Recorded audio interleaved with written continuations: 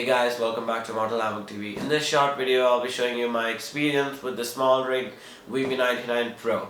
So this battery has been amazing and I loved it. This battery was used for my events recently and I found it to hold up really well. It was able to power my RS4, my R5 Mark II, which is a power hungry beast, and an iPhone, all for around 6.5 hours, and still have around 30% of battery left. And it held up very well. It's very rugged and solid. I wasn't worried of it getting broken or any of that, and it was able to supply constant power to all of these and properly allot the battery to these things. And I felt like its solid design and its beautiful look just makes it worth the high price tag. And let me know what you thought of this battery in the comments, guys, or if you guys are looking to purchase this battery, feel free to buy it because it's just an amazing battery and you'll find it to improve your videography far more than you ever expected.